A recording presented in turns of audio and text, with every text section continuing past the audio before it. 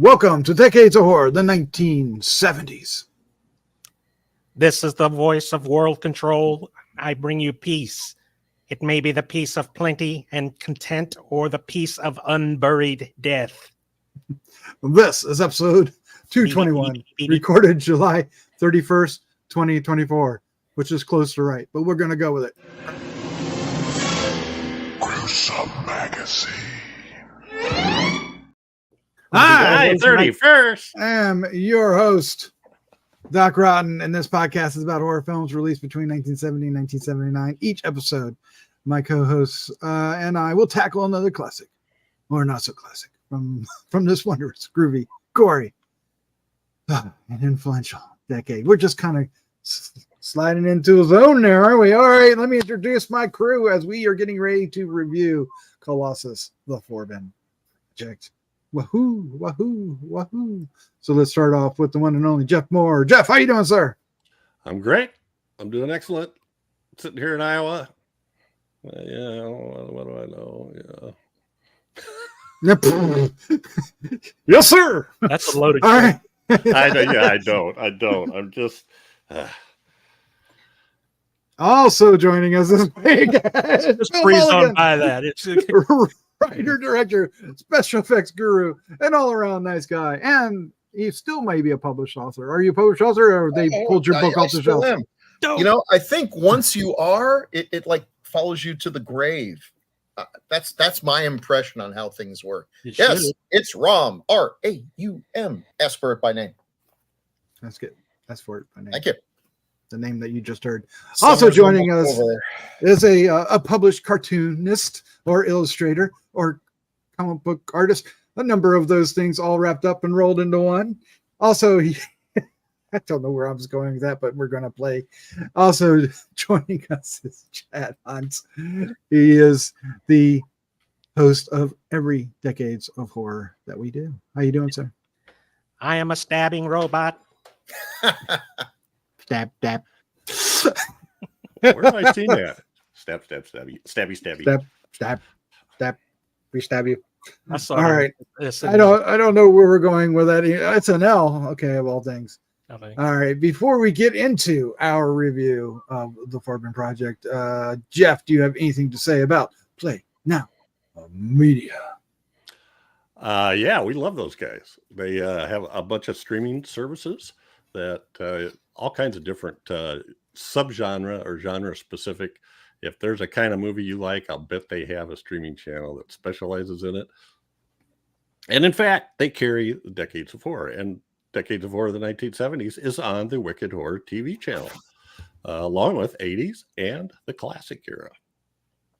So check all your favorite 70s movies there, and 80s and class. Anyway, yeah. And us. They're good. You can either pay them or you can not pay them. And if you don't pay them, then you got to watch ads and you don't get the premium content. If you do pay the fee, a modest monthly fee, you can watch everything without ads. And they say we look better on TV than we do in real life. Do they? They say we look better if you pay for it too. Yeah. Wow. We're younger. I don't know where we're going with any of that. I stopped doing that a long time ago. All right. So to repeat myself again, we're here to review Colossus the Forbin Project. What we'll do is start off giving you our first impression. When did we first see this? What did we think of it? Does it hold up today and all that? And then we're going to get into discussion about the film, the actors, the characters, the whatnots, how prophetic it may be, because there's some fears that from 1970 that still reside today. It's going to be an interesting discussion. And then we'll wrap up things with some feedback, which I'm excited to get into. Before we do all that, let's take a look at the CAD, shall we? Let's play the CAD. Point. Colossus, the Forbin Project, 1970, directed by Joseph Sargent. Written by James Bridges, who did the screenplay based on D.F. Jones's book called Colossus from 1966. The cast includes Eric Braeden, Susan Clark, Gordon Pinsett, William Shallert, Marion Ross, Leonard Rostov, George Stanford Brown, Robert Cornthwaite, James Hung, Robert Query. Robert Query. Production companies Universal Pictures. The filming locations is California, Universal Studios in Berkeley, also in Rome, Italy. Filming dates started in October 28, 1968 and released April 8, 1970. Which makes some of it even that much more special. Synopsis is, thinking this will prevent war, the U.S. government gives an impenetrable supercomputer total control over launching nuclear missiles. But what the computer does with that power is unimaginable to its creators. That's what you get for thinking. But the audience, we knew this was a mistake. We Yes. saw the poster. We saw T2. We knew what was going to happen. My phone told me you have been assimilated. So all right, this is an influential English, my first language. This is an influential film. I mentioned one film, T2. That should have been the voice of the computer. Yeah, it should have. Hey. what a fool. I need Forbin. Forbin should be right here. I don't think that's going to work. That's not happening. All right, let's find yet. Anyway, that brought everything to a crashing halt. Acknowledge. They probably had Paul Frees go through every voice he had. I wonder, until he found the right one. It's like maybe Secret Squirrel. It's like Bullwinkle, maybe. Oh yes, we haven't mentioned who's going to be in this in that respect. I don't think Paul Frees was on the card, so yeah. He plays the voice. Was he on the card? Did I see him? I didn't put him on the card, but we have a slide for him. So. Yeah, we sure do. Apples and oranges. All right, let's get into this. When did we first see this? What did we think of it? Does it hold up today? Yada yada yada. And Bill, was this your choice, sir? It was. Well, let's start off with you. So my story is a little interesting, sort of. New York, I'd go visit relatives in New York, and we'd go down. You're talking about New York City? New York City, yes. I was born in New York City, and I was raised in upstate New York, but we'd go back to see relatives. And somehow found ourselves on 42nd Street, which, back in the day, had a lot of sleazy porn, but also had some really intriguing double and triple features that a kid could go see. And I was really into 3D movies. They had Ape, which is one of the worst movies ever made. But it was in 3D, so I convinced my dad to go see it. And much to my surprise, the movie comes up, and I got my glasses on, and it looks pretty flat to me. But this was a double feature, and they double featured it with Colossus, the Forbin Project, which is the most psychotic combination of films you can imagine. It's stupid Korean King Kong ripoff and this literate sci-fi classic. But my dad was happy because he worked for IBM. Oh, wow. Yeah, and so he was kind of really cool with the whole thing. And I really liked it. I was waiting for the 3D. It definitely was the high point of the movie-going experience. I was waiting for the 3D movie, but I really got into this and liked it a lot and appreciated that it didn't have mutants and it didn't have, killer robots running around. It was something much scarier. And it seemed very much like something that could happen. And most of the science fiction I'd experienced at the time was more fanciful stuff, things that are pretty unlikely to happen, one hopes. But this one seemed really... and as time has gone on, and this movie became so hard to find, it was never streaming anywhere. People didn't know about it. I would mention it. Only a few people knew. I kept thinking about it more and more. And it's like, this thing was really kind of on the ball here. And with now the fears of artificial intelligence, which, Colossus at least has ambition. Take over the world and make it into a paradise, no matter how many people he has to kill to do it. Whereas up to now, artificial intelligence has been pretty much take jobs away from writers and artists and try to figure out how many fingers we have on our left hand. It's really pretty low ambition here.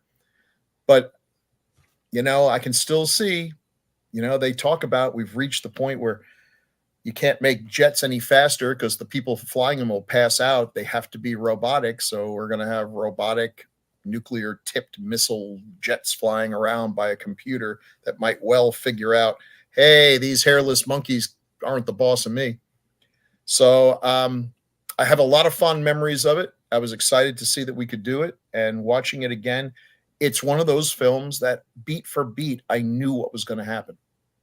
I will say, and we mentioned this before the thing started, it does feel like a really well done TV movie in the sense that they spent money on this. The sets and everything are really cool, but there's not a lot of action going on. There's no mutants. There's no killer robots. There's none of the things. If Hollywood remakes this, trust me, it's going to be $150 million CGI fest.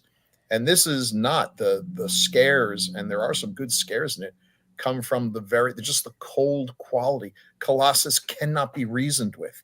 He can't be outthought. And he has the best of intentions, which is the scariest of all things. Some would even argue he's right. What's freedom worth if survival is not a guarantee? It's a thoughtful film that creates a lot of good discussion. It's a fun film for smart people like our audience to watch with their friends and talk about afterwards. I love this movie when I first saw it, and I love it now, all these years later. There you go. Now watch everybody else hates it. Chad Hunt, Stardust. Let us know. What did you think, sir? This movie was trash. No, I knew it. No, No.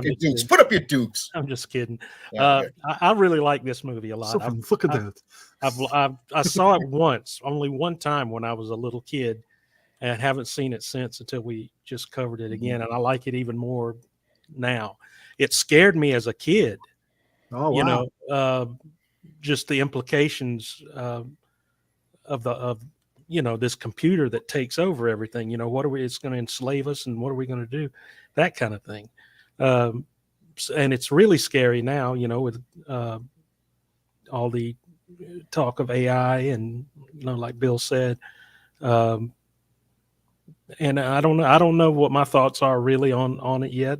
AI, I don't know that much about it, but this movie sort of got me thinking about it again. And it doesn't seem so far away now than it did when I first saw this movie as a little kid. You're right. It doesn't have much action in it.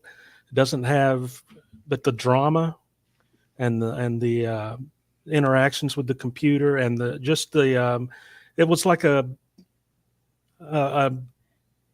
what do you call them? A disaster picture, but on a smaller scale, I guess, than what we're used to seeing, because at least a lot of the disaster films of the time had a lot of special effects going on in them and everything.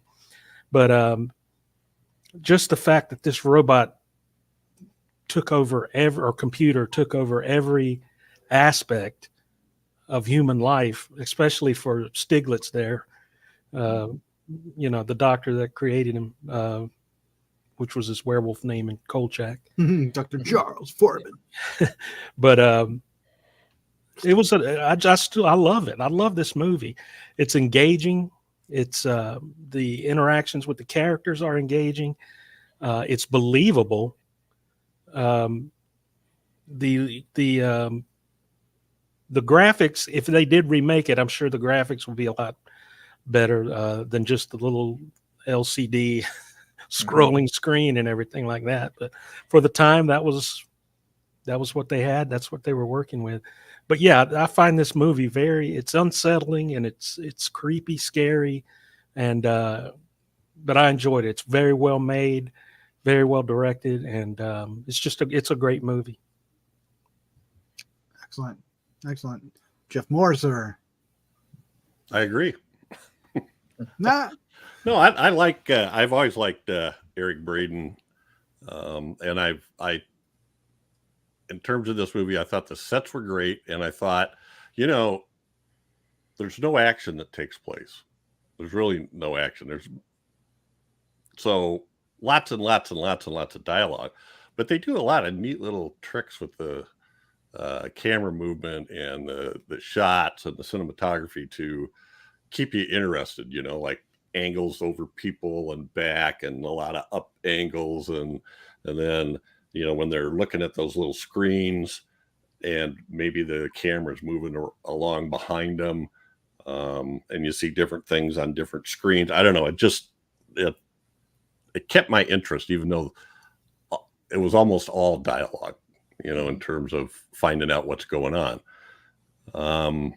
And when I saw this in the theater when I was a junior in high school, and a friend of mine had gone and seen it and said, "You got to go see this. You got to go see this. This is crazy. We're all doomed," So we went to see it, and it was great fun. And I thought it was cool too, because it started that. I mean, I know they were already doing that stuff on Star Trek. I guess there was, how do you trick the computers and that kind of stuff. But this was much more well thought out. I think they made the book is actually set in the future, so and had like air cars and stuff like that. I think it was good that they left it in the time frame, because it doesn't make it look like they totally missed out the idea of how much smaller, how miniaturized everything is now. Yeah. You don't need a computer the size of a mountain to do this now, I don't think. But it worked back then, and it just looks great. All those, I loved all the stuff that they had set up. And they're sort of like command center and the thing in the circle, and I don't know. There was so many things that were, and a lot of that was taken from other military movies, I think, like Dr. Strangelove or even Failsafe, but and a very good cast, and they do a good job of keeping. There's a few places where I'm going, why are they cracking jokes? But I think you'd have to do that to keep your sanity. You'd otherwise you just would all just be crushed, and it's like the morgue attendants see so many dead bodies that they can eat their lunch while next to a dead body, or make jokes about it or whatever. And it's not necessarily disrespectful. It's how they deal with that, having to be around that all the time. Anyway, yappity yap. Yappity yap. It's a good movie. Good movie. I'm the only one that didn't see it when it came out originally. I know of this film and have read about it, and maybe have even seen a scene or definitely the trailer, but I had not seen the movie all the way through. So this was a very pleasant surprise. It, for me, even today, it holds up extraordinarily well. Yes, the computers are much larger than you expect, but if you keep in mind the 1970s, they're accurate. that's what I remember. My dad worked in computers, and he worked at a place called Data Corporation. It wasn't IBM, but But anyway, all kinds of computers, and they were like walls and walls of them, and they were just spinning. And the ones that he had tape and spit out cards that all had punches in them instead of things. But so when I went to work, I was like incredibly fascinated with all that. Which wasn't too far removed from when this was happening. It was probably maybe 5-6 years later after this. But this movie holds the same fears then that we still fear now, AI or not, just from computers itself going rogue. I mean, how many movies have we watched since then that have kind of expanded on this? I mean, I mentioned Terminator 2 and Terminator itself, but James Cameron has, acknowledged that this film played a big role in crafting that, and you can see it, you can feel it. War Games is another one, right? War Games, there's a lot of War Games feel because the computer had a voice then, and it kind of felt the same interaction back and forth, or similar, not the same, but similar, right? And also with the fact that it's thermonuclear war, right? Is really what we're talking about at the end game. So I found it incredibly engaging, incredibly even though there's an abundance of just dialogue after dialogue and exposition after exposition, it's all just gripping. It really is. I mean, we don't get really any action. I mean, we do get a small bit in Rome and a helicopter scene, but other than that, everything is basically like 3 or 4 sets. You know, you've got the DC set, you've got the main set in the mountain, and then you got this sub room thing that they, you know, their quarters, if you will, that we spend a lot of the second half of the film in. I had an absolute ball with this. I thoroughly enjoyed and loved this movie. However, it also made me laugh so hard I had to pause the film. And I will explain that now. They go full Austin Powers in this. And what do I mean? Yes. There's some nudity in this, but there's no nudity. It's all implied. And they do the Austin Powers put shit in front of the girly bits and manly bits. And it's so it happens like 2 or 3 times, and it killed me. There's like one time there's 2 times they're at the door, and both times there's like a wine glass full of wine in front of them where bits would be. But the one that killed me is when he walks into the room, and they can't go into this room. We'll explain it later. They have to be naked. It's rather thick an explanation, but just go with it. When he walks in, and she slowly goes from a sitting position to a lying down position, just to match where his wee-wee would be as he walks by. Yes. And I had to go pause and find some tissue because I was laughing my ass off. It was like, oh my God, this is so crazy. I'm going to cry laughing because you said wee-wee. Wee-wee. It's wee-wee. Oh, Team Pecker. But Hans might differ with that. Yes, Hans. Well, we never saw because it's all obstructed, but it was just so well, awesome. and you could even see it was full around the edges of the glass. You could see their like flesh-colored body stockings. Oh yeah, it didn't matter. Didn't matter. Oh, spoil the magic, Jeff. Yeah, but so other than that, everything else was spot on. It even had, you know, I've talked about this a lot in our 70s film, and this is early in 1970 that the 70s film started getting very dark. Well, that too, thank you, but very dark in their endings, right? They would have downbeat endings, and this one very much begins that story here. You know, it took me by surprise. Yeah, whoa, which is quite bold. For especially in 1970. If this was made in 75, it'd be almost commonplace by then. But I'm not sure. I mean, how many films in the 60s were downbeat endings? I think Planet of the Apes is the one that really set the standard. That might be true. You know? Yeah. Even though that's more of a twist. But it does it is downbeat that, you know, yeah.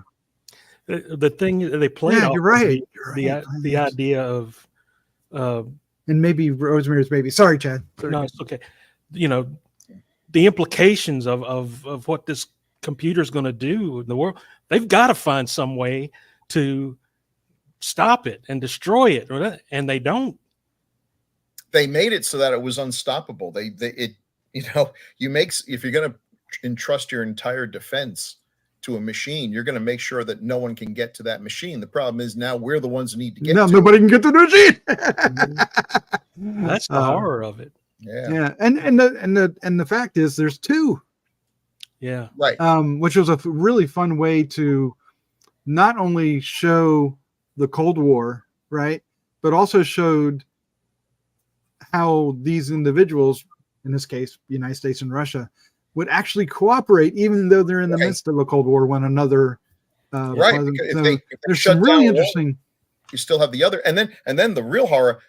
At some point, you know, Colossus and Guardian start talking about they're going to make their replacement. They're going to come up with a computer that's going to be greater than them, and since they're smarter than us, it's going to be better than them and even harder to control. And so you're going to build it. Yeah, you're going to build it like a little. Yeah, you are. Well, so they had this thing where they were kind of working together, but then there was a thing where they were supposed to. The 2 scientists were supposed to meet, talk together, so that Colossus wouldn't know what they were saying.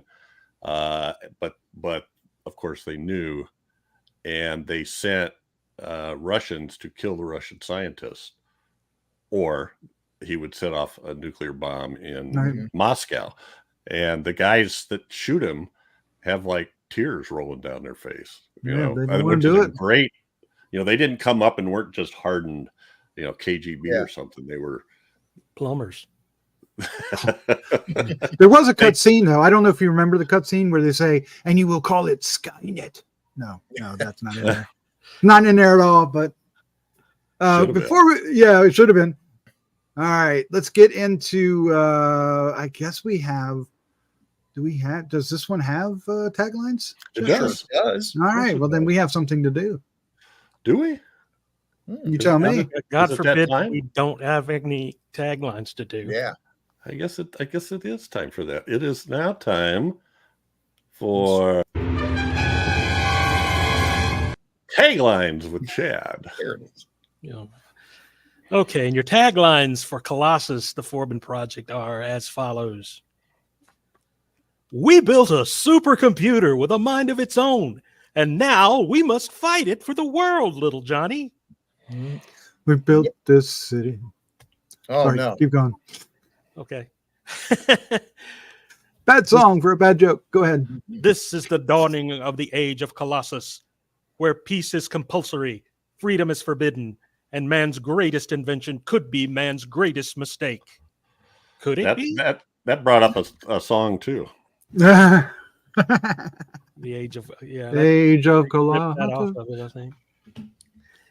Does a brain made of steel threaten the world? I think so. Okay. The brain of steel. Dun, dun, dun. It's An electronic super brain so powerful that it enslaved all humanity. It is diabolical, indestructible, and terrifying. I like that one. I like that tagline. That's actually a really good one. Diabolical, even. Mm. They created a monster and now must fight it for the safety of mankind. It doesn't even have to be a computer, does it? Just any. It's a monster. That could be like talking about Ronald McDonald. Well, it is interesting that the definition of a monster is changing as we're going into the 70s, right? Because in this case, it's not a creature. Even it's not a man. It's not even alive. Thing. Not even alive. Well, define alive. Yeah, Right. but it's not even living. It's no heartbeat, no blood. It's just a And that's been brain of Chad's our steel. hero, cool and rad. With him reading taglines, they can't be that bad. But maybe. taglines with Chad. All right. Well, let's get into some of these cool posters and stuff because I didn't realize this film. Okay, so I'm going to let me take one step back. Bill, we mentioned that you said that it felt like this could have been like a really well-made TV movie. I was surprised there's so many posters because I still had that in my head, even after I know that it was a theatrical film. I was shocked that there were so many posters. And also, this movie, there's no other way to say it bombed. It cost $3 million and it made about $300,000. That's a bomb no matter how you slice it. So why does it have so many posters? I don't know. Maybe they kept trying. Maybe they were trying to get their money back. And all we need is a better poster. This one's too weird. A lot of money went toward marketing. What was the critical? Do we know what the critics thought of it? Do we have any? I should, but I don't. I don't know. I don't understand either, unless it's because, what year did 2001 come out? Was that 68, 68, I think. So I don't know. That's true. For the most part, they liked it and gave it a lot of good reviews. You guys remember the magazine Cinefantastique? Yeah, sure. It made their list of top films of the decade after The Exorcist. So that's putting it up there, isn't it? It is from that certainly is. Yes. I think its reputation has grown since it went in the theaters. It has, and I saw an interview with Mr. Braden, and he basically said he didn't think a whole lot of it. He was a little perturbed that they made him change his name, but then he got over it, and He's been on. He thought it was cool that when they recorded the interview, he's like, I never would have thought we'd be sitting here 50 years later talking about this movie. Yeah. You never know which ones are gonna hit the right chord, even if it's not when it first gets released. Well, here's some critical responses, if that's what you're looking for. Vincent Canby said he actually gave it a positive review. It's no Dr. Strangelove, but it's full of surprising moments of humor and intelligence. An unpretentious science fiction film with a satiric point of view. A practically perfect movie to see when you want to go to a movie and have nothing special in mind. That's interesting. That's a Vincent Canby review for sure. Film critic for the Chicago Reader said above average science fiction directed in functional hysteric style by Joseph Sargent. James Bridges, who went on to write and direct The China Syndrome and Urban Cowboy, is literate and discreet but lacks an effective ending. Rotten Tomatoes gives it 88% approved.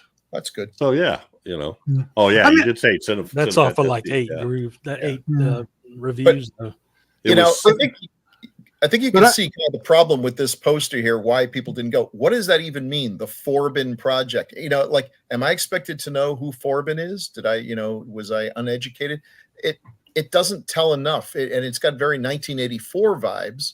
Well, and let's bring that up then, because one of the titles they played around with was The Day the World Changed Hands, which they also said that doesn't tell you anything about what. No, that's a good title for a science fiction short story. The French title Le Cerveau d'Acier, I don't know. Translated as The Brain of Steel.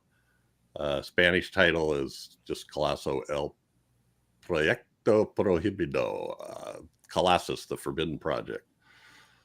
So, maybe the book was, they figured the book might be well known, so everybody would know what it was. Well, the book was simply called Colossus. Colossus, which is what I would call the movie. But there's a reason why they didn't want to call it Colossus. I was reading that. I can't remember what it was. If I can find it, I'll bring it back up. And there was actually it took years to do it, but that book was actually a trilogy eventually. I read the first 2.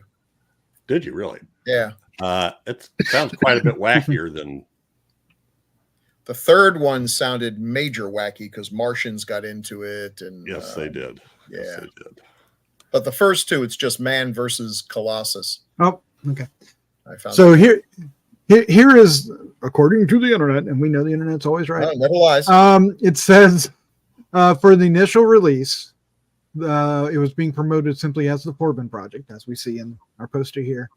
The executives at Universal, the brains, were concerned that the title Colossus would lead audiences to think it was another Italian-produced sword and sandal mythological muscle men movie that were very popular and had their run, of course, through that thing.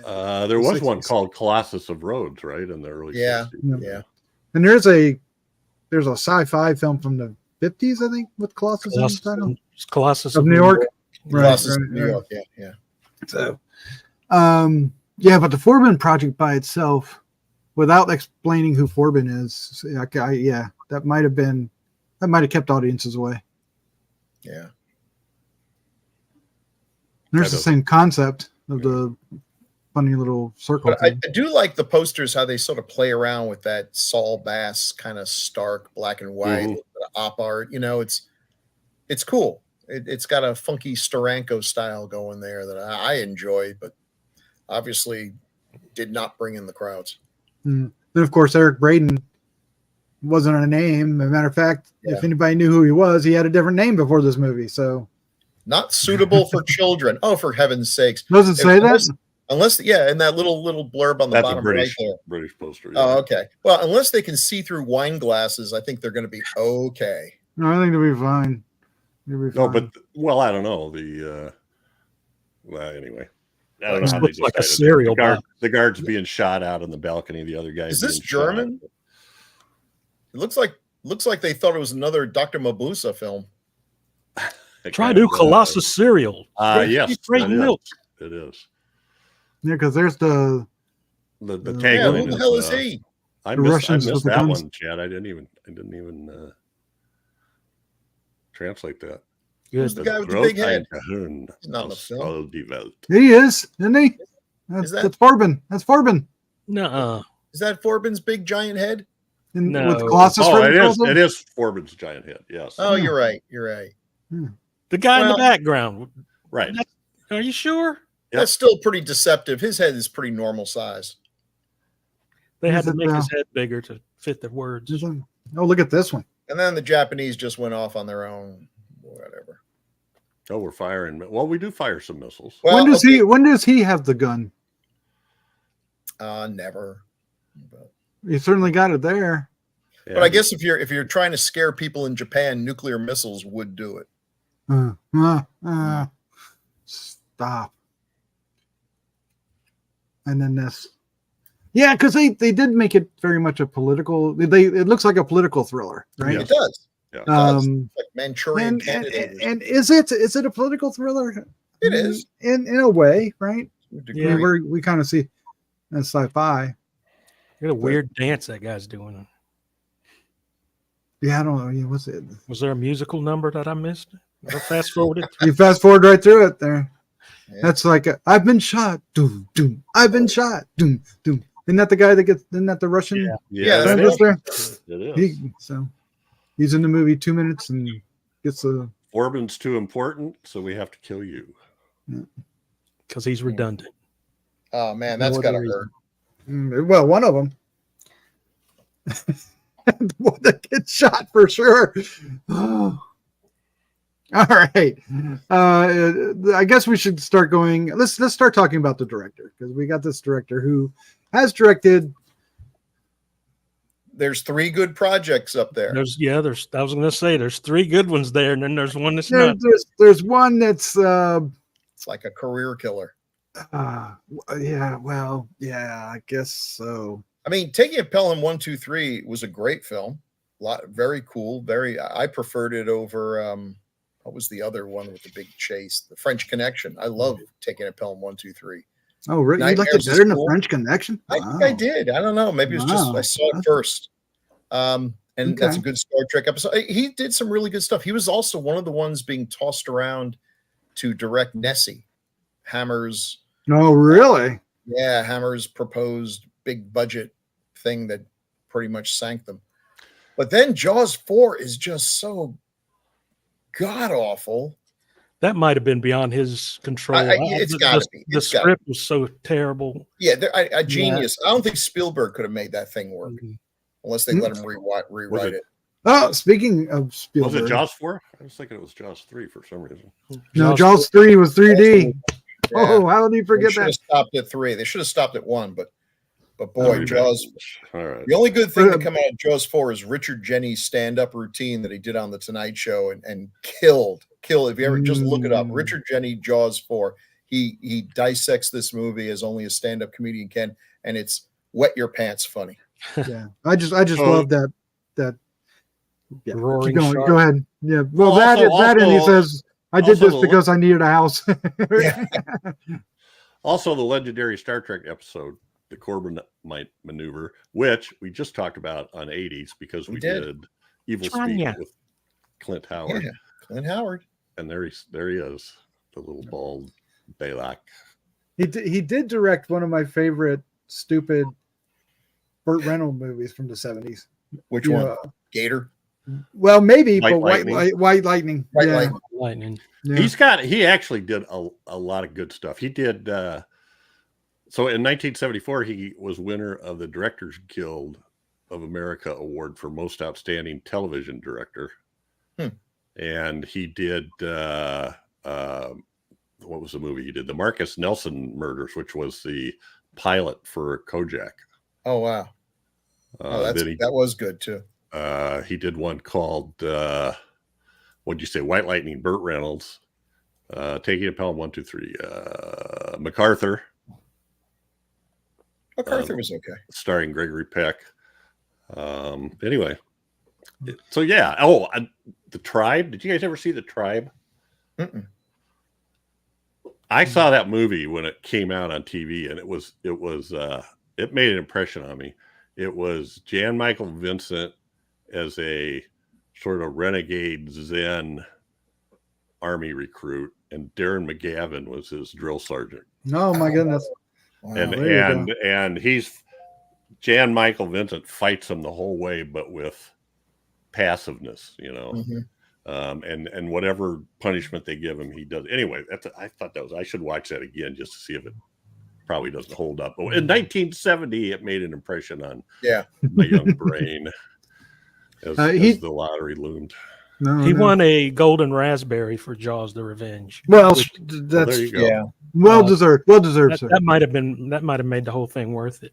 Yeah, I mean, where do you put that in your house? You can do a lot of good stuff, but you get one stinker that's the film that everybody points to as the worst film of the year, and it follows you. That stench is hard to get off. So it's not genre, but he did in TV. He did 17 episodes of Lassie, 8 episodes of Gunsmoke, 11 episodes of The Man from U.N.C.L.E., 4 episodes of The Invaders. I mean, and then he did a movie called Man on a String in 1972 that starred Christopher George and William Shallert, who's in this movie. I think, he did one in 1975 that I remember.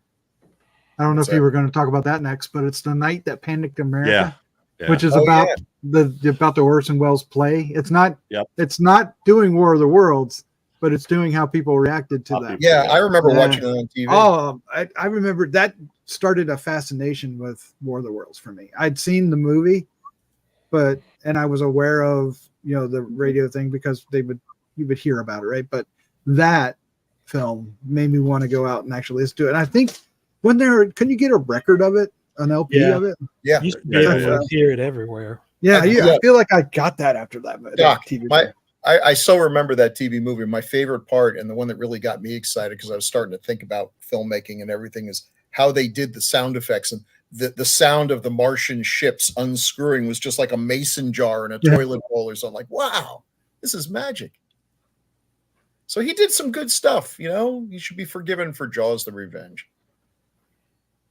Or maybe celebrated. Why forgive him? Why don't we celebrate him for that? Oh yeah, maybe one day it'll be recognized as a classic. That golden raspberry that sat on the back of his toilet for years. Not going to be a classic. Not going to be a classic. But we can still celebrate it.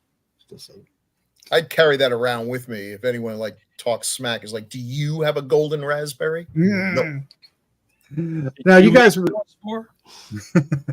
Now this was based on a book called Colossus.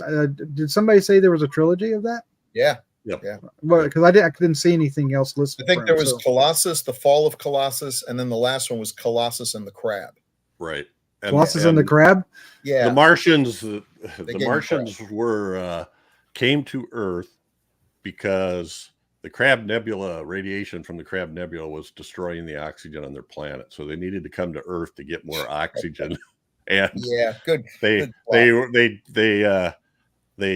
deployed a collector that was supposed to take 50% of the oxygen out of Earth's atmosphere, which wouldn't hurt us at all. Yeah, they were all going to die. And so then, again, then you start in with all this stuff, and somewhere along the line, they were trying to work with the computers to defeat the Martians. But of course, somewhere along the line, the computers go, humanity might be better off if we lose half of you.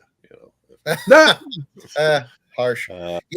Boy, I wish I were a writer back in those days, because apparently to be a science fiction writer, the one thing you didn't have to do is research any science whatsoever.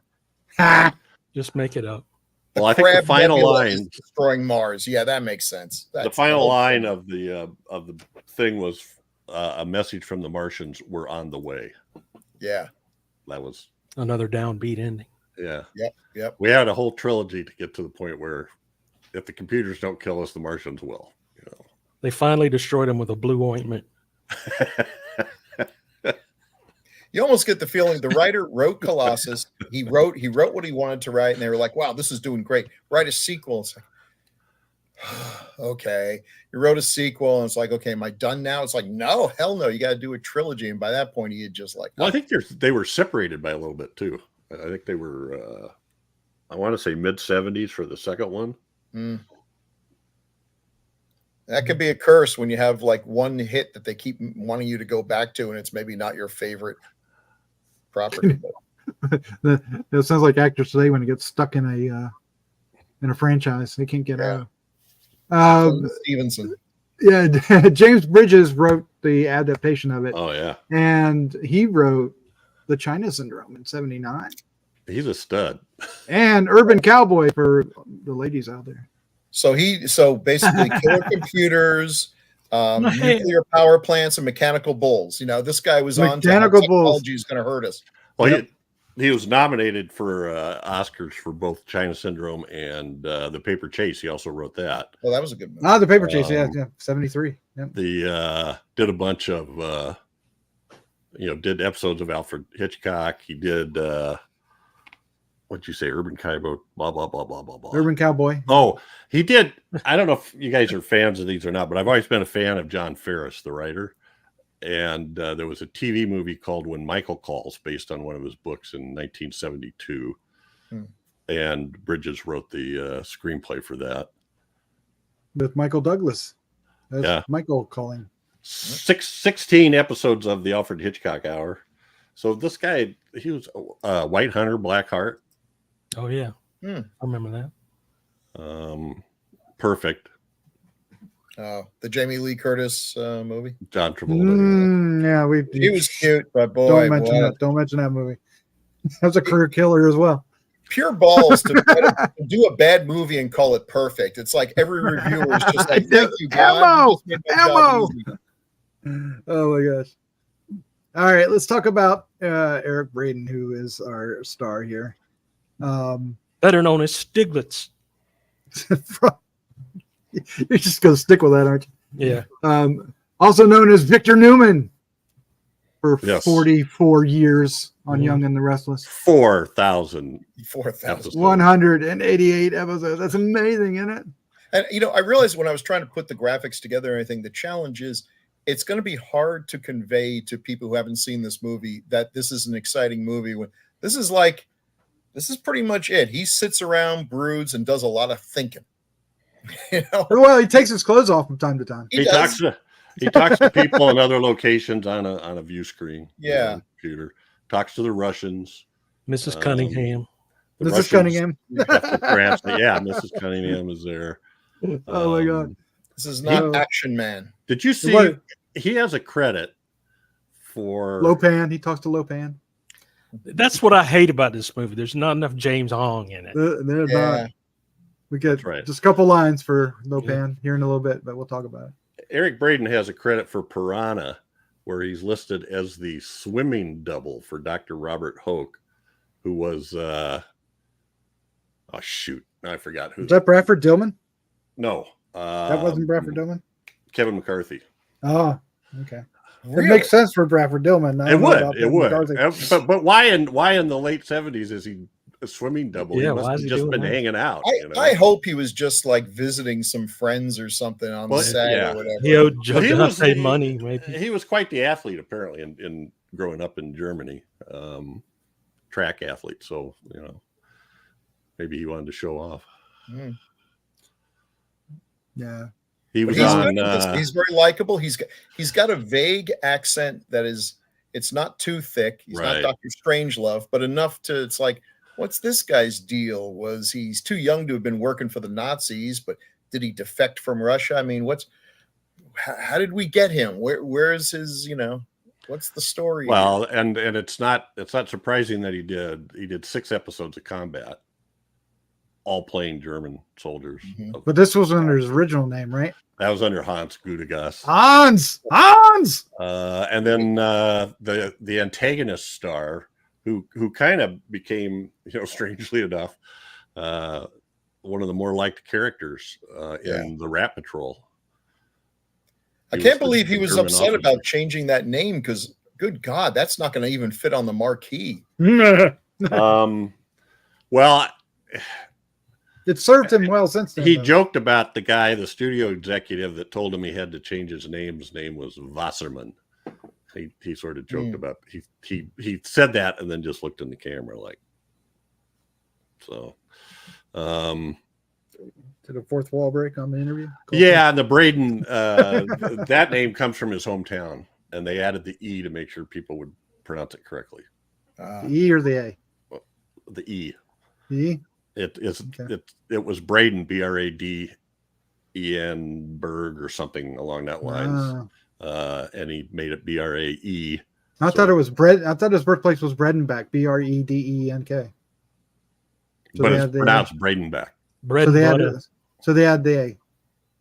He's Just in call, one of my. just call him bread and butter. He's in one of my favorite films from early '70s, and that's Escape from the Planet of the Apes, which I loved his interaction with our trio of. Well, I guess really just two of them, because one of them doesn't really make it long, does it? He was a dick in that movie, wasn't he? Was he the dick, or was he?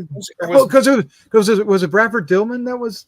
Oh, now I'm getting confused. Yeah, now maybe I got it wrong. Otto Westline. There's regardless our quote for this episode. Doc saying, "Was he the dick? Was he the dick?" That's right. I think I'm confusing his character with Bradford Dillman's, because Bradford Dillman was the one that was actually on their side. I want to see. He did like 5 episodes of Gunsmoke. I want to see. Is he playing like a German immigrant, or is he? How's that working out? And then he was in Titanic. Oh yeah. Oh, what did he play in Titanic? Oh, he was the iceberg. John Jacob Astor. He was the rich guy. Yeah. Oh, the Astor. Oh my gosh. Right at the end. Yeah. I mean, I like him in Colossus. He's, like I say, he's not Action Man or anything, but he's smart. He exudes intelligence, which is the only way we can defeat that. There's also, there's just a touch of a little bit of anger here that this thing that he created is outsmarting him. But isn't that the story of every scientist in a science fiction movie? Your creation outstrips you, or it's like. I love when he's at the Washington D.C. and they're having the big meeting and they're trying to decide what to do, and he's like, you can just tell he thinks they're a bunch of idiots, because then he just starts interrupting the president, and he just keeps on interrupting until finally they'll listen to him. Yep. And it goes over to show him. Anyway, because their idea is just pull the plug on it. Yeah, can we just yank out the cord into the wall and? Oh well, he is pretty good, and he does. He has he could do that kind of like sly grin or sly smile, where he's not portraying. He's not giving away too much, but what he's. Oh boy, Jeff's in love again. I am. And I was really ticked off that they put that glass in front of him when he had his clothes off. Oh dear God! Well, I did not question that Susan Clark was. I told you guys pay up. Right. Yeah. Sorry. I do like that he doesn't give up, despite the fact that every one of his plans ends disastrously and gets people killed. Well, the computer on to plan D. They obviously underestimated their creation. Yeah. It's sort of the whole story, and until they finally figured it out, and once they figure it out, they're kind of like, we're doomed. And Colossus is kind of a jerk about it too. It's oh yeah, you've been trying to shut me down with this. I've been aware of this for some time, but I think now's about the time. Yes, bang, bang, bang. That was your friends being shot. Let's continue our chess game. Like, damn, man, it's cold. Well, I love how they whip out that situation room. The board goes up, and they got the big map of the world, and there's lights on it, and where missiles are, and then we get to see the track of the missiles coming from Russia towards us, and from us towards Russia. They didn't even have the internet back then. They had to feed this computer all this information that it. Yeah, they had some guy that has. Yeah, and typed out all that in. Could you imagine if they made it now? It would be. That's what it would all be about. As far as Yeah, because they couldn't. I mean, later they could talk to it, but at first they had to have the guy typing dictation into it. Yeah. But later on, once it got a voice, it seemed like it also got ears. I will say the one thing that made me laugh out loud was when the computers start communicating with each other and start becoming more intelligent. We actually have to watch them learn the multiplication tables. I liked it. I thought that was cool. Like, I'm pretty sure it already knew through all those. All 3 is 6. Well, it does. It is kind of cool when Braden's character is like, and they're in sync now. And you start seeing the same equations. Yep. All right, let's move on to Susan Clark, who is really great so in this. Pretty in this movie. She's pretty. So. She's obviously smart. Yeah. Sweet. Sexy in a sweet, smart kind of way. Mm-hmm. Yep. Well, she's She's my Iowa connection for the movie. Ah, She Got married. out. I thought you were going to go with Iowa. she's my Webster connection is what I thought you were going to say. Well, it kind of all fits together, but she married Alex Karras, who played football for the University of Iowa. Oh, really? Mm. All right. The jocks always get the good-looking women. And the Websters. And they were married for like 30 some years until he died. So, yeah. Wow. Webster, yeah. That was the two of them. What? To who? To what? Susan Clark and Alex Karras. Oh, they were. Oh, they did. Okay. I say I never watched Webster, but oh, well, that was nice. So they got to actually do a successful TV show together. I think, without looking it up, I think they were like co-producers too. No. She They was made in some Airport bank on that. 75. She was great all through the like late 60s and the 70s. She was working with some of the best people. She did Madigan with Richard Widmark and Henry Fonda, Coogan's Bluff with Clint Eastwood, and directed by Don Siegel. The Challengers with Darren McGavin. It just goes on. It's always there's one called Poet Game with Anthony Hopkins and Billy Whitelaw. Valdez is Coming with Burt Lancaster. Skin Game with James Garner and Louis Gossett Jr. Good stuff. Skullduggery with Burt Reynolds, another Burt Reynolds movie. Wow, Skullduggery. Maybe one day we'll do that one. Tell them Willie Boy is here with Redford, Robert Blake, and Catherine Ross. It's just amazing the movies that she made, and I can't really. She's one of those people I look at and go, "Oh, I know her," but to pull up something that she was in was not easy. The Apple Dumpling Gang. Oh yeah, and her character is Magnolia Dusty Clydesdale. Dusty Clydesdale. Dusty. Night Moves with Gene Hackman. Oh yeah, Gene. What else? She's in.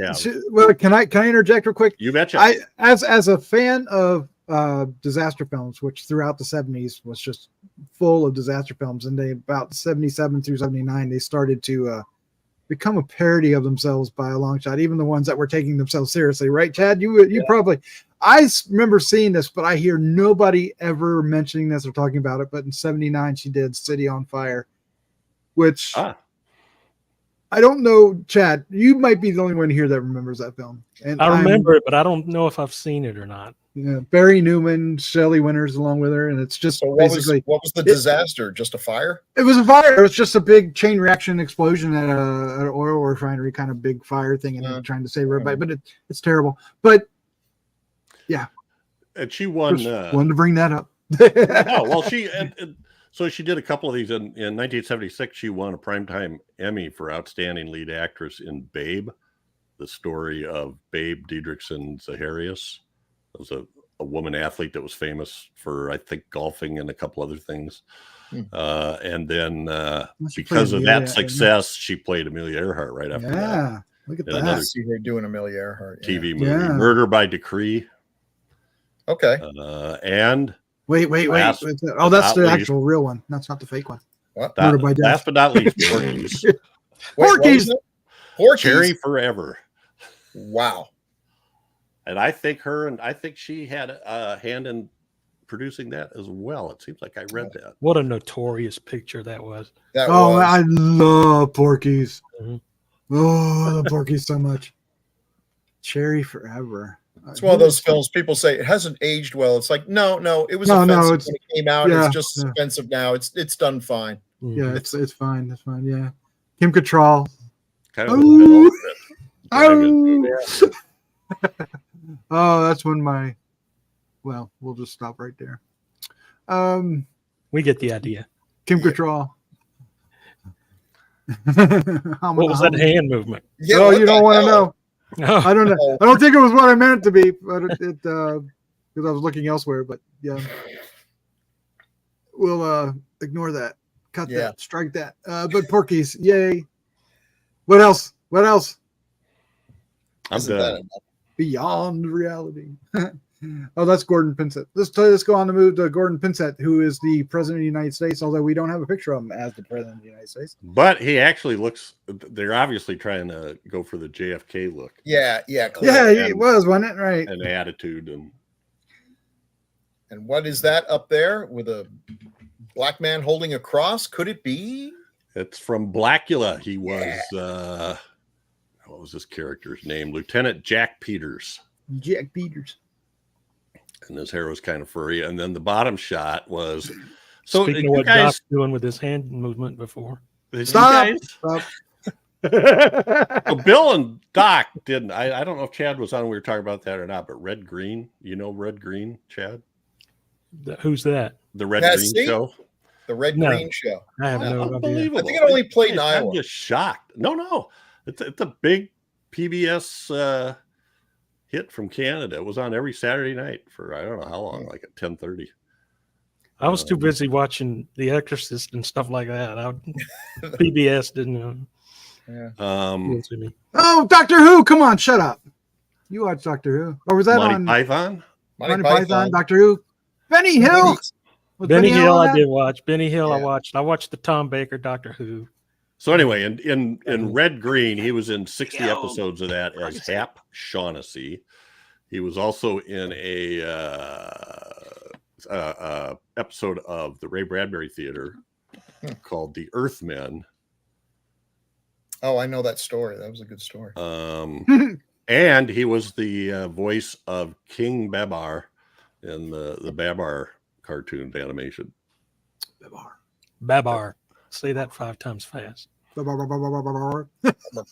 do the hand gesture at the same time. And he's got way more credits than that's the stuff that hit me when I went rolled through it. 154 credits the man has. But mostly in Canada, I guess is what you're trying to say. I think so. All right. Well, we got the rest of the cast, which is a lot of people that are not pictured, because this has like a lot of people that you would not recognize in 1970, but over time you would recognize. So the top picture, the African American on the left, Jordan Stanford Brown, was married to Tyne Daly for like, I don't know, 20 years, something like that. I don't know if I found anything. His death shocked the hell out of me when I saw this movie the first time. Oh yeah. You know, well, the other thing is not just that he died. I mean, a lot of people die in this, but the coldness of it. Because I'm used to watching movies where when a character we've come to know and like has to die, he gets a last word or goes out like a boss. You know, keeps the dam from blowing up, or falls to his death. Something impressive. And this was just so cold, calculated. There's no glory in it. It's just he's dead. And was he one of the ones that got killed in the execution? Yeah. That was a little shocking. Yeah, that happens just like that. It's like they don't even, the way they find out that Colossus knows what they're doing is the penalty is death, and then he hears shots. And you know, because I love history and everything, and you look at like the people who lived under the politicians who lived under Stalin, just how capricious it could be that one day you're his buddy and the next day, for whatever reason, and you're not going to be around to find out what the reason was, if there was one, he orders Beria to go shoot you, and that's it. And so you're terrified. You're just constantly living under the possibility that you'll be killed for reasons you have no control over. Man, that's cold. So I don't think we have pictures of these, but I got a couple people.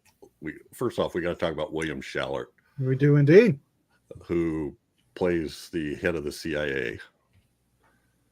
And he's just one Hans of those Gruber guys. plays Hans Gruber. No, that's not. He's everywhere. It is Grauber. It's Grauber, not Gruber. I kept hearing.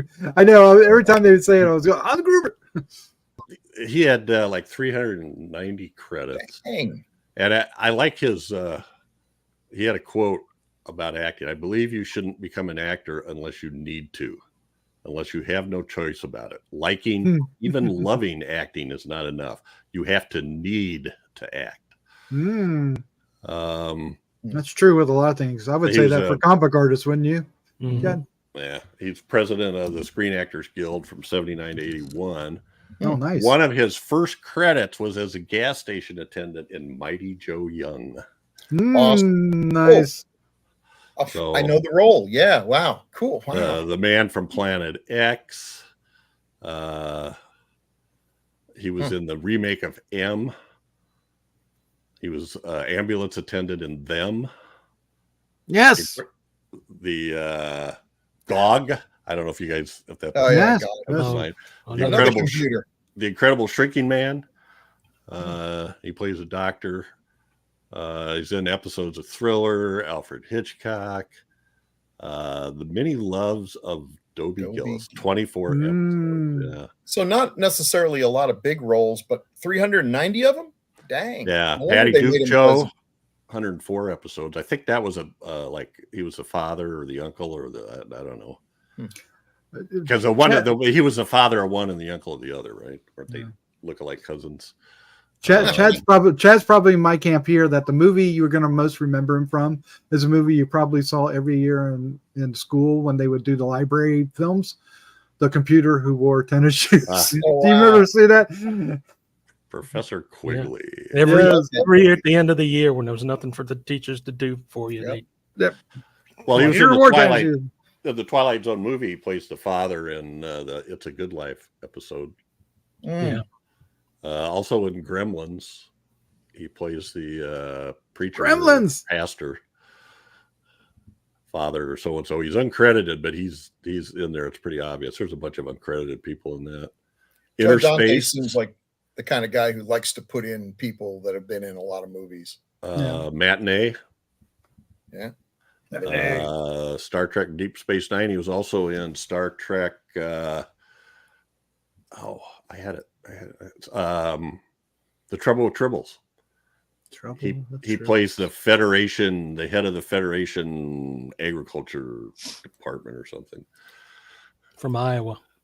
Well, probably. You know. Oh, he's the bureaucratic jerk who's given Captain Kirk a hard time. Yeah, Nitz Maris. That's his character's name, which is the one he said he's probably remembered. That's probably the role he's remembered most for. Yeah. So anyway, this guy, he's one of those guys. I just love him. Wherever he shows up, he does a good job, and he's good in this. He starts off being kind of, I don't know, and then at the end, there's a great shot of him at the end when they find out the atomic bomb's going to go off and their scheme didn't work. Yeah, and he's on the site. He's in mid lighting a cigarette, and then it's kind of like.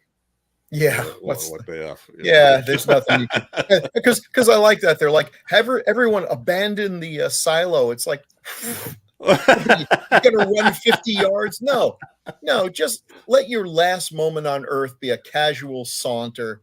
Don't work up a sweat. Don't just there's no getting away from this. Once you hold up the little umbrella like Wile E. Coyote right before the giant boulder hits him. So do you guys remember who Marion Ross played on The Love Boat? Love Boat. The Love Boat. The Love Boat. I think she must have been Captain Stubing's wife.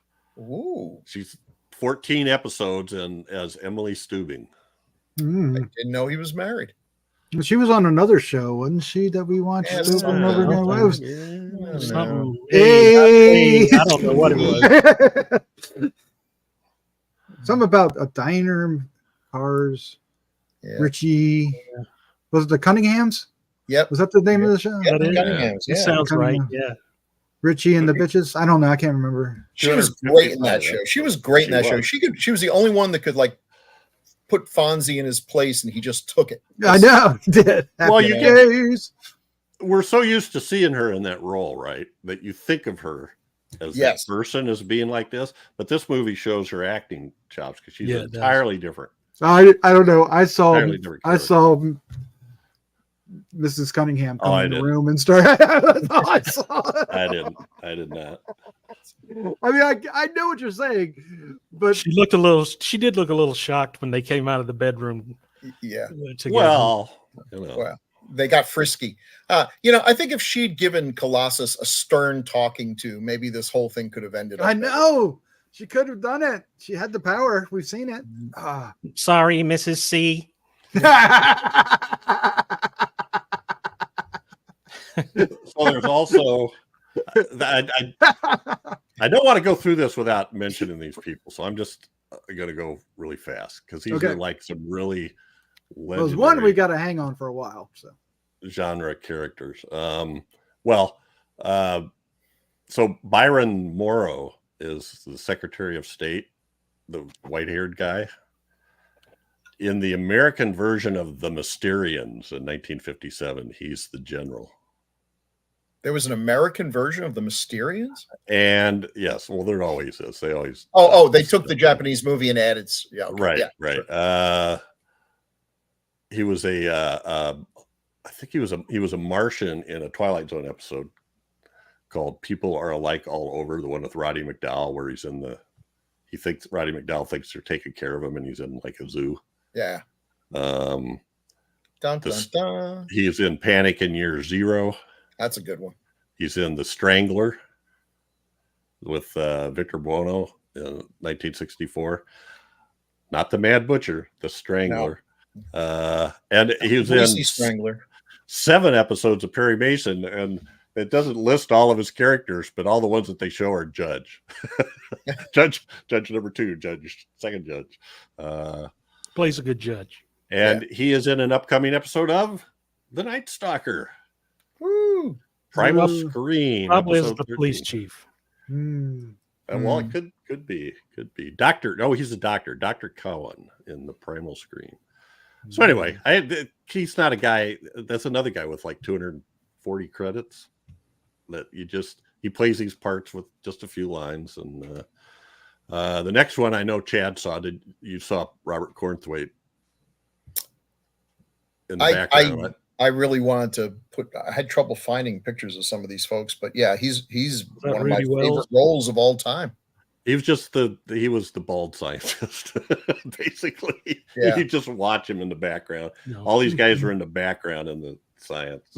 I know the guy that played Rudy Wells on $6 Million Man was in there. Yeah. Which has a connection to this. Huh? No. Is that Robert Cornthwaite? No, I don't think so. I think his name was Martin something. Oh, okay. Yeah, Robert Cornthwaite was in like. Oh, go ahead. Well, yeah, that Thing from Another World. That's where we first. War of the Worlds. That was one of our early episodes. Fantastic role. Baby Jane. Kiss Me Deadly. He's an FBI agent in that. Great movie.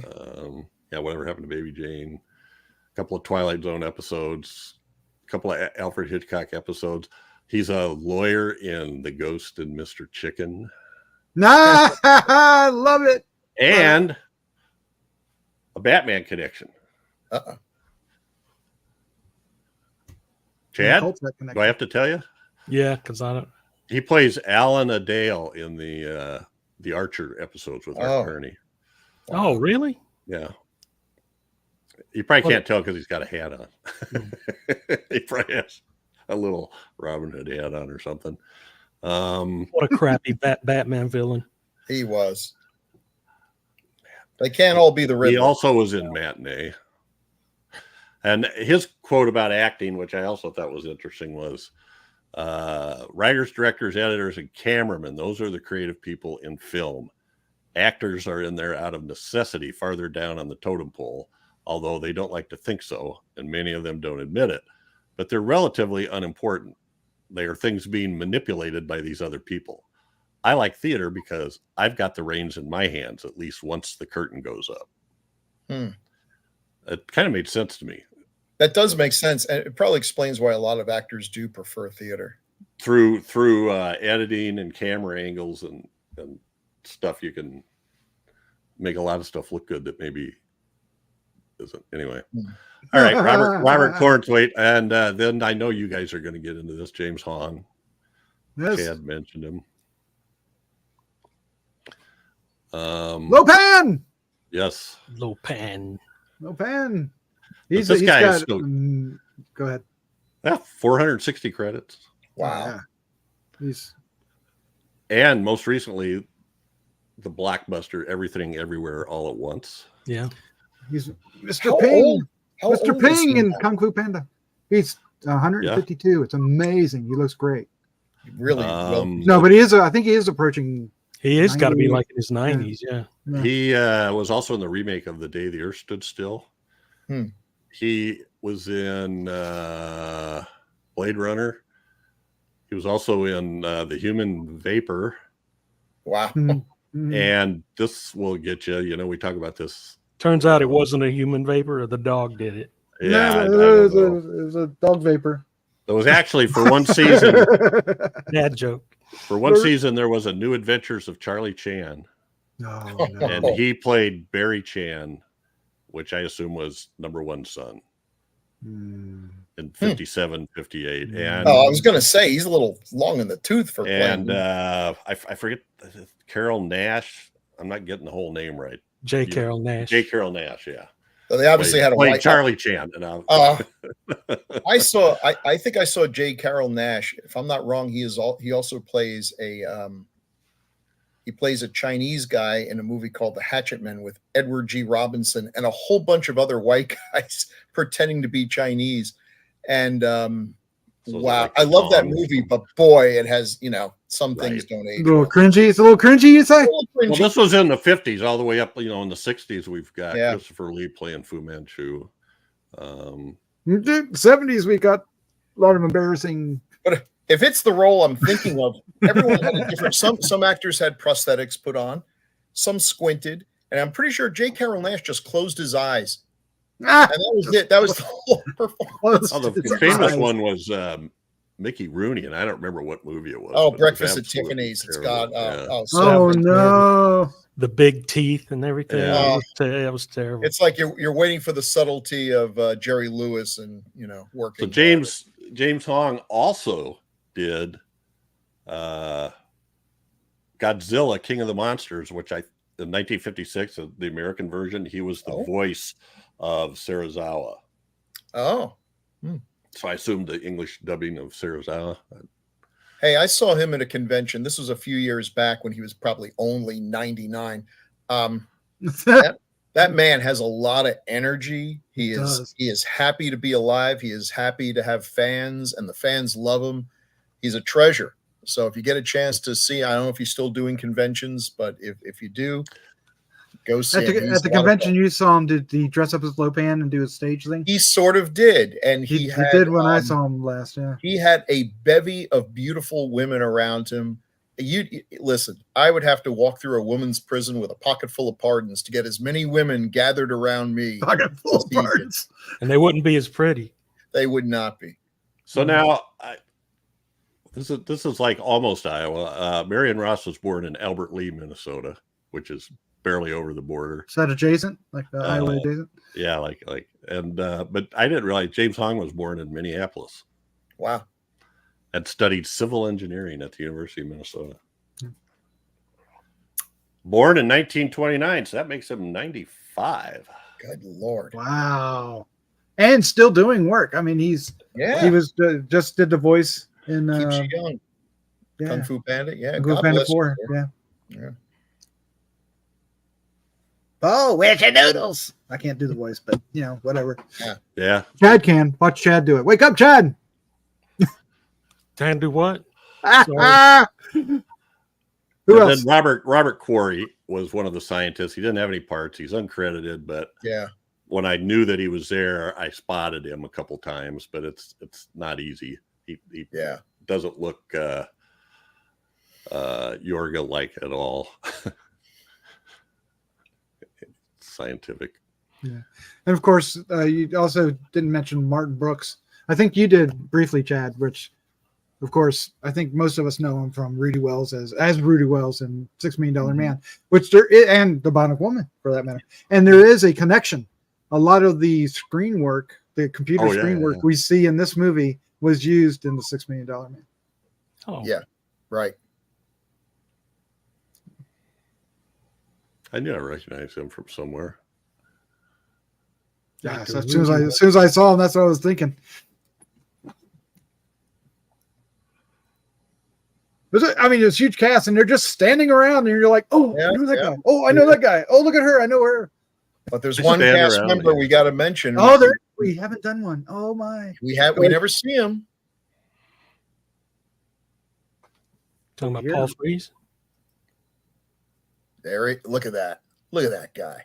No, Look at all those characters. That's just a touch. That's not even all of them. He was. Oh man, look at him! I'm looking at him now. Look at him. Oh, and you know, you'll be watching a movie. He did 2 of the Beatles in that god awful Beatles cartoon. Yeah, you'll be watching a movie. He was the thing. And all of a sudden, characters start talking, and you're like, "Wait a minute!" I'm watching Spartacus, and you realize that the guard at the end that's telling them, you know, "Slaves you were, and slaves you will be." That's Paul Frees. He's got a voice that, when he's doing just Paul Frees, the voice, it's a great voice. Is he Scrooge McDuck? Is that who I'm seeing in the second row on the underneath the Beatles? Yes. That looks like Scrooge McDuck. Looks like Scrooge Okay. McDuck. To me. All right. But yeah, I think that the thing he played was the Fred and Barney Meet the Thing, where he had the kid with the ring. He would clap the rings together and turn into the thing. Is that that's Gorilla? That's not hell of a McGilla. range, you know. It's a hell of a range to be able to do Fred Flintstone and the Little Green Sprout. He wasn't always the main character, Right. But he would play the sidekick or A lot of something. these, I don't recognize the name, but I recognize the cartoon they were in. You know, Lots of commercials. His voice was like my childhood in commercials.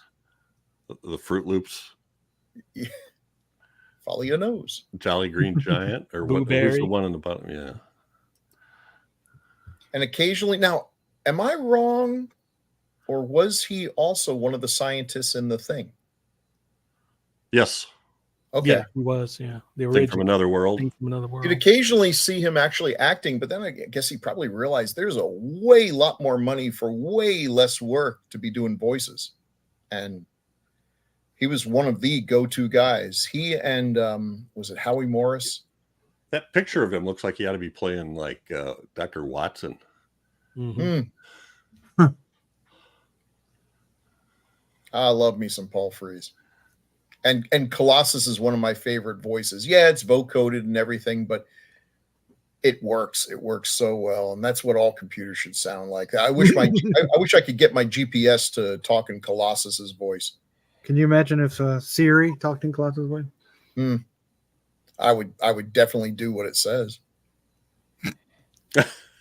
Siri, what time is it? 4 minutes until your murder. Nah. It's 10:08 p.m.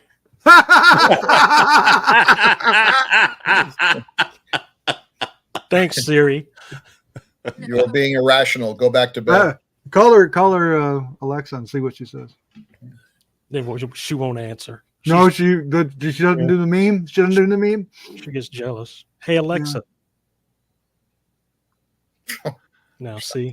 You seen the meme like who's Alexa? No, Hey Siri, who's Alexa? There's no one in your contacts named Alexa. She's not gonna play the game, is she? No. All right. I will not. Edith Hedge is the costume designer. If anybody wants to know about that, so. Yeah. There's fairly. I swear I recognize that cinematographer from somewhere, but I couldn't figure it out. Gene Polito. I thought that we had done a movie with him, but I couldn't find it. Sure sounded familiar. I was going to mention this when we were talking about Jaws, and maybe I did, and I forgot. But tell me if I did. Steven Spielberg was on production for most of this filming because he just signed with Universal. Maybe you put this up already, Doc, did you? No, I didn't. We get to see that. And I think one of the things that they did to keep this from looking like a TV movie was pretty good use of widescreen. Yes. Pretty good composition. Yeah. Yes. I agree with that. All of them. At least the interiors. For sure. Look how small the humans look compared to the machinery and everything. I mean, even just the way they're composing this, we're becoming insignificant. Right. The cameras, the voice box, everything is taking over, and we're just little ants scurrying around. Yeah. Ironically, today it wouldn't need to be that doesn't matter anymore. No. Yeah, that's the terrifying thing. If Colossus does show up, he's going to look like this, Yep. and hold it in your hand. It's got a presence in everybody's pocket. I got a Colossus 15. It's the newest one. It talks to me while I'm asleep. It tells me to Hey, do Colossus, what's the weather? Doom. It's The weather is doom. Cloudy with a chance of doom. It's raining blood. Cloudy with a chance of doom and gloom. Oh man. Every word that Colossus said is quotable. You know, there is just he's the writing is great. Just the line Chad quoted. You know, the piece of prosperity and you know, or the piece of uncounted corpses. Your choice. Choose wisely. How many times per week do you require a woman? Yeah. I think one of my favorites is when he decides they're gonna like build the supercomputer on Gibraltar, and he's like, there's like 500,000 people on Gibraltar. What do I do with them? And the Colossus thing is that's your problem, and if you can't figure it out, I can. And you're like, okay, I understand the implications there. You better get them off that island. Get them off. Yeah, that was pretty good. That's like, quit. You know, you're not going to stump me with stuff like that. Yeah. So yeah, they try the Kirk the Star Trek stuff where they give the computer a problem it can't solve kind of thing. I think that's what they actually use though in the last. The second book, that's what they do. Oh, okay. They give him a program that he has to solve, and he knows he can't. And the ending of the book is he tells him, "Hey, this is pretty much going to shut me down here. And oh, by the way, there's a real problem coming that makes me look like kisses from your Aunt Mildred." And then the Martians are like, "We're on the way. Here we come. Here we come." So if Eric Braeden wasn't in the role, they did have two other people, at least two, that we know of, in mind for the role of our scientist guy, our Forbin. Both of them are great choices, but they would have made an entirely different film. One of them is Charlton Heston.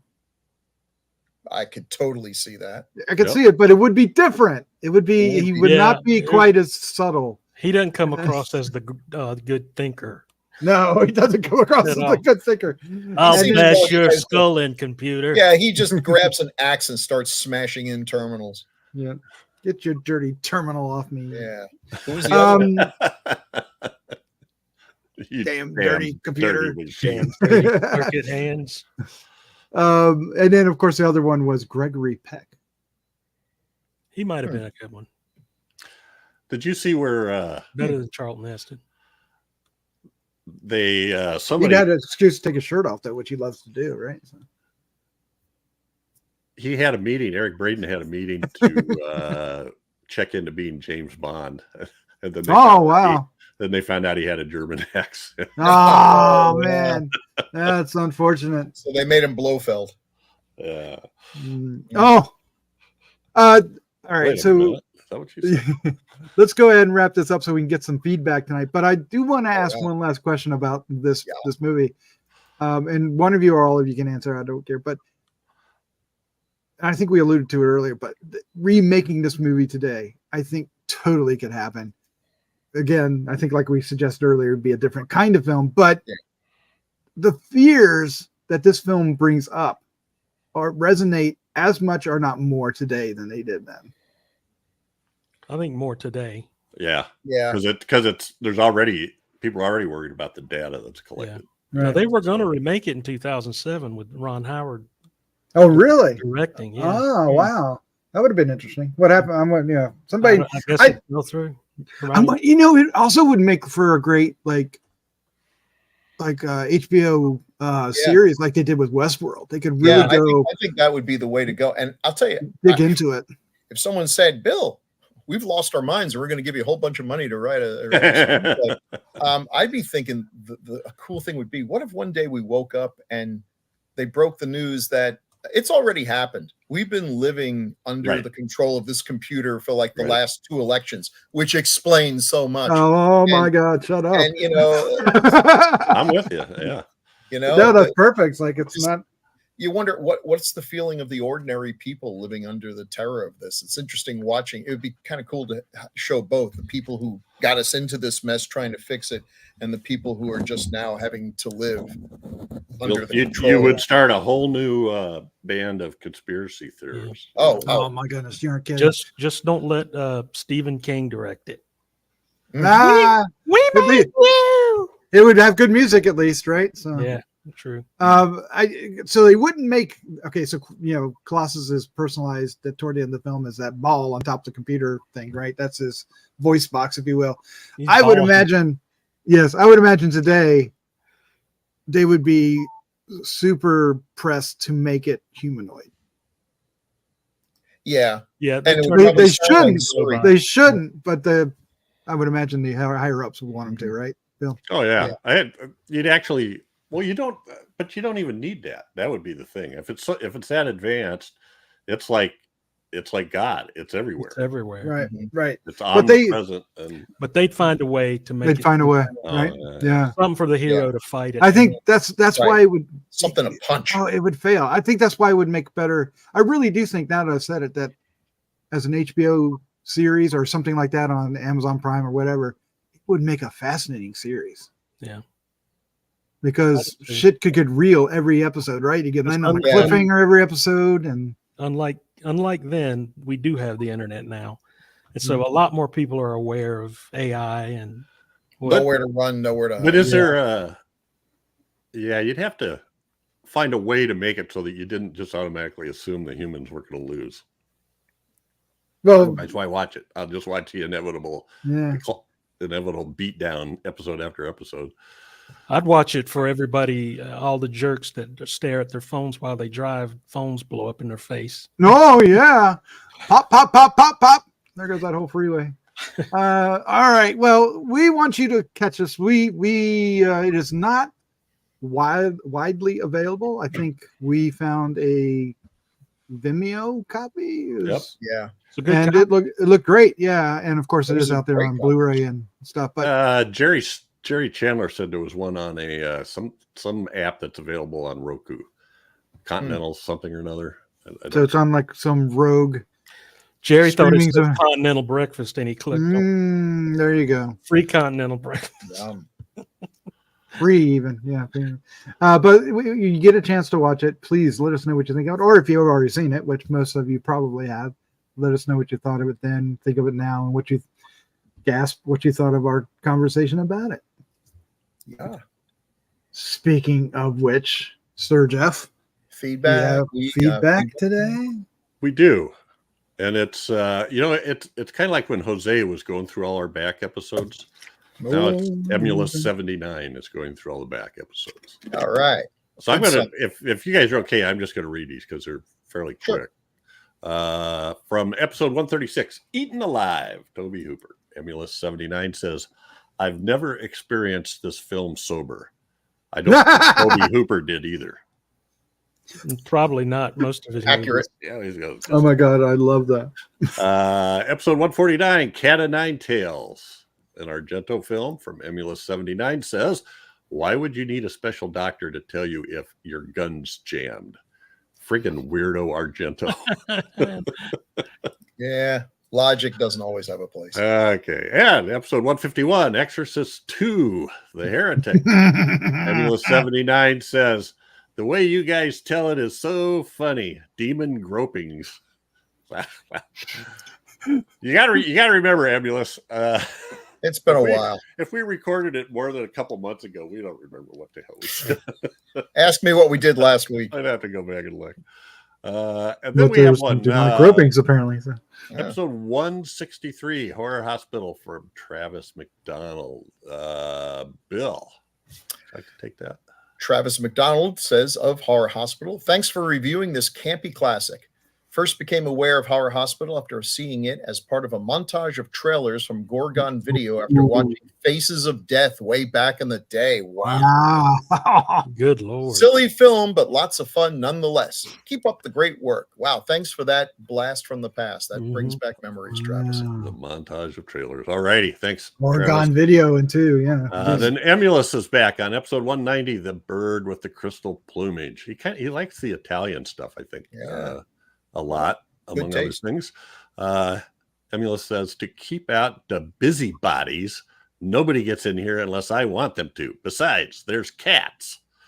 I don't remember this. Is that a quote from the movie? Or I assume so. He put it in quotation marks. I think him and his girlfriend, did they have a cat? I'm totally drawing a blank on this. So now I got to go back and look. Check the Blu-ray. Robert Mueller 2023 is back about Let's Scare Jessica to Death again, episode 192. And he quotes a couple people. Emily says, nothing is ever completely dead. Woody says, right. I hear that even the twist is coming back. And then Emulus probably did. Robert Mueller says, according to the new physics, the past is somewhat enfolded in the present. Just what I was thinking. Mind blown. I remember the first time I tried weed too. All right. Someday. During a Toby Hooper movie. Yeah. Episode 217, Mark of the Devil from Emulus 79. Good jokes in here that lighten up an otherwise darker than pitch movie. God, it made me feel ill, and I only saw it on a crappy VHS in the 90s. Crappy VHS. And now we'll rotate here. Episode 219, Who Can Kill a Child? Chad can kill a child. Robert Baker. Yep. I made that perfectly clear on the podcast. I would have killed every single child I came across in that movie. And I love kids. So Robert says, like you folks, I had never seen this before. When I saw it was going to be covered, I looked for it and found it on YouTube. I had heard of it off and on for years, but never found a copy or saw it streaming anywhere until now. Overall, I think this is the best killer kids movie I've ever seen. Nice. I found it especially creepy how normal the kids are, unless they start killing someone. Not campy at all like the kids in the Children of the Corn movies. That's true. True as hell. I can also see how the footage at the beginning might have been a bit too much. I think if it wasn't there, it wouldn't have made the movie any less effective for me because the acting is so natural and never overdone on this one. True. I agree with that. True stuff. It's a great one. Thanks, Robert. Thanks, Robert. And then we have one from Gregory Crosby. Doc, you want to take that? Sure. Gregory says, an excellent episode on a very effective and disturbing gem of 70s horror. Fortunately, I'd read about the film in Jonathan Rigby's Euro Gothic. So when it suddenly programmed at the Metrograph Theater here in New York City, I just have to say it that way ever since never mind. I was well prepared to do what I often do when I don't wish to see something. I lowered my glasses for the first 10 minutes and turned everything on the screen to indistinct blobs, only raising them once again when the movie proper began. Good strategy. I know what you mean. I would highly recommend this film and also recommend that everyone skips the first 10 minutes. I understand what the director was trying to accomplish, but the inclusion of that footage is the very definition of heavy-handed. That said, this is a perfect nightmare with a slow burn and true dread. Well made, well acted, and very Night of the Living Dead vibes indeed. It's a model for leaving explanations out, thus contributing to a high strangeness that often raises the level of a horror film to a true tale of terror. Just remember to skip those first 10 minutes, folks. Unless you like heavy-handedness. Yeah. Some people like a heavy hand. All right. New York City. So here's they make good salsa. Here's one from Grierson, I think. They say, great choice. Have you ever considered doing a little something on another Spanish classic, La Cabina? And I I looked it up and I can't remember now. I meant to add it on here. But I was having trouble finding it. I asked him a question. I don't think I saw that he responded or she, but because I found one, but it was like a 60-minute thing. I don't know. Looking into it. Sorry to be so brain dead right this minute. And now on to episode 220, Snow Beast. And first one is Wealth Actually with Fraser Rice, 1873. As scary as a Warren Miller movie, minus the good skiing. Praise indeed. And I don't know where I'm at now. Bill, I guess. Yeah. Jose? Jose Luis, our friend Jose. Somehow I missed this classic of Western cinema when it was first broadcast. I scanned the TV guide every week for anything sci-fi or horror, but missed it. Sounds like I was fortunate. I've never really been a fan of Yvette Mimieux. She always seems so wooden to me and everything. Maybe not a popular opinion, but here we are. Cheers. Leslie Stevens was creator of The Outer Limits. Stefano wrote many of the best episodes from the first season and produced. Those keynote sets of both seasons are fantastic. Yes, they are. And thank you, Jose, because I remember we talked about that. I said I had always thought Stefano was the creator, but it was another person, and I couldn't pull his name out of the dark. Leslie recesses. Stevens. Leslie Stevens. Appreciate it, Jose. And finally, Ralph Miller, Chad. Ralphie boy, we miss you around here, buddy. Come see us. Ralph says, "Oh, how you suffer for our amusement." Yvette Mimieux is also fetching as she dances with Russ Tamblyn in George Powell's The Wonderful World of the Brothers Grimm. I've got the Blu-ray. Ha ha, Jeff. It doesn't stop. I saw that in there, yeah. Apologies for bringing up a movie that isn't a Western. Anything you bring up, Ralph, is okay in our book. Well, it was Clint Walker. Now I don't think we brought up hardly any Westerns today. So okay. Don't get them started. All right. Thanks, guys. Thanks, Ralph. Thanks, Jose. Wealth Actually, Fraser Rice, Gregory Crosby, Robert Baker, and Emulous 79, and Travis McDonald. Thank you all so much. Thank you.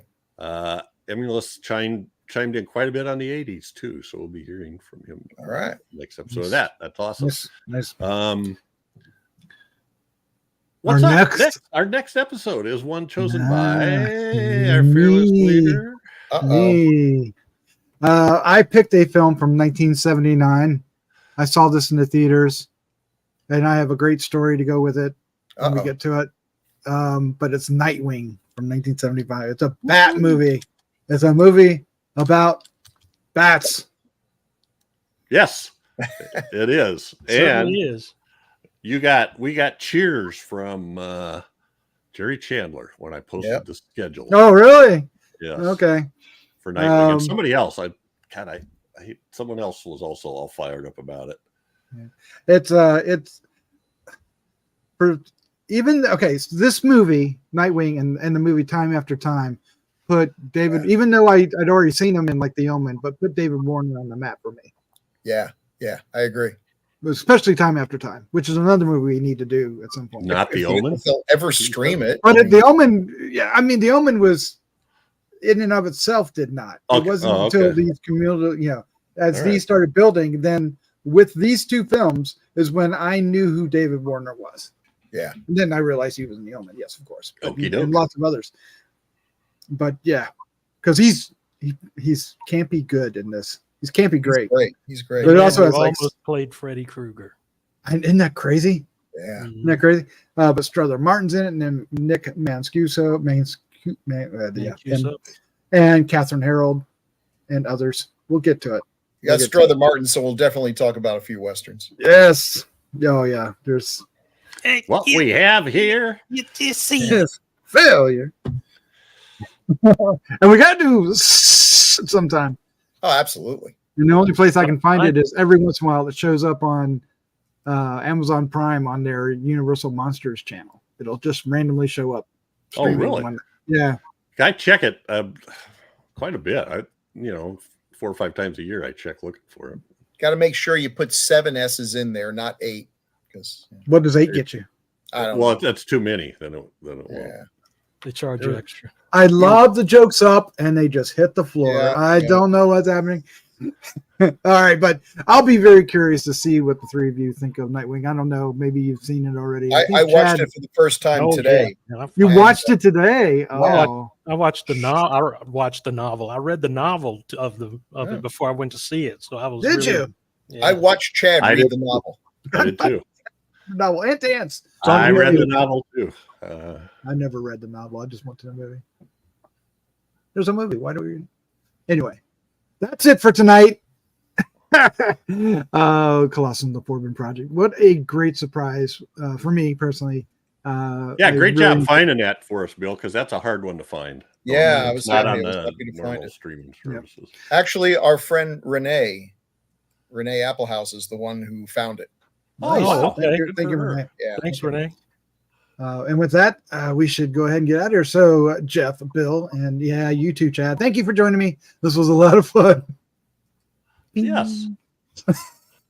With that, let's say good night. Good Good night. Even you, Doc. Yeah.